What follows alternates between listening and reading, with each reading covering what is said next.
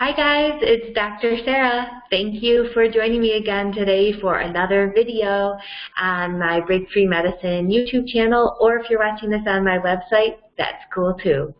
So today we're going to discuss how to keep the brain young with essential oils. Now, if you haven't guessed it, you probably have a little bit of a hunch from the last several articles that essential oils are one of my favorite holistic tools for the mind and body. This is because they have a combination of powerful aromatic properties, right, which means just through their smell, as well as their physical properties, to immediately shift emotions and impact multiple factors related to the health of the brain. So this combo action has been shown in several essential oils that I've already highlighted. I've talked about lavender oil, how it soothes the mind and body. Well, it provides multiple systemic effects. I talked about, in a previous article and video, the drug Selexin that is used in oil, which is basically a glorified capsule of lavender oil to treat anxiety. Next, we moved on to sage oil, and I discussed its actions on memory and how it's been studied in clinical trials to help improve cognition, mood, memory in both healthy and dementia subjects, and that both of these essential oils have been validated for their mechanisms in experimental studies and in human trials, which is pretty cool. Now I want to kind of move on to another subject.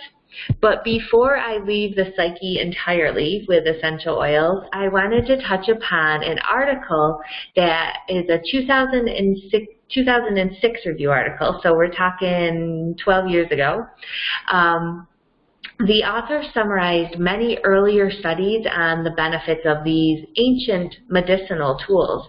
They used human trials and experimental studies of essential oils compounds for various psychological issues that were discussed. So again, we're having this validation of these mechanisms that are found in petri dish and rodents to produce the effects that are found in humans. And this is if you look at the title of the study, Aromatherapy in the Management of Psychiatric Disorders, Clinical and Neuropharmacological Perspectives. So it's looking at pharmacogenetics, which is how a drug affects an organism. And, you know, it can either stimulate an organism, it can calm it down. There's about 7 different actions that a different intervention can do. What the authors stated is that there was very good evidence to take into account for the safety of aromatherapy for many conventional psychotropic drugs, which was a fancy way of saying, hey, we got some potential here. We've got some human trials as well as understanding the mechanisms of actions of these constituents to look into this a little bit further. I gave you a link on that whole 24-page summary, as well as a chart that goes through the different constituents and their effects. And I just want to bring your attention to a couple of caveats because it is an older article. Some of their cautions and safety on some of the isolated compounds found in the essential oils are a little overdone, and they have been debunked. And I linked to some articles that I did that shows you the science of how that is, and that the essential oil is not just the sum of its isolated compounds, and that the actual amount of fusion in camphor and sage oil is pretty itty-bitty low, especially considering the percentage of monoterpenes, and that it's only a small percentage in that oil. But before I won't go any more into the biochemistry of essential oils. So let's go back into keeping the brain young with essential oils, and I'm going to highlight sage oil again because it's one of the most well-studied for brain health because of its impact on memory. Now, there was a 2014 article, so it was a little bit more relevant and recent, that showed that sage oil had a wide range of uses for heart, respiratory, endocrine, and digestive support. And this is true with most essential oils, which is why they have so many systemic effects all at once, right? So when you inhale an essential oil, you're getting the aromatic odor effects, right, just from from the smell alone, where you're creating different changes in your body and physiology, then you get all these different constituents, hundreds of different compounds entering your body and your bloodstream at once, creating all these multiple synergistic and balancing acrobatics in your body. So what they found is that sage oil did all these little biochemical acrobatics in your body. I like that. I might start using that.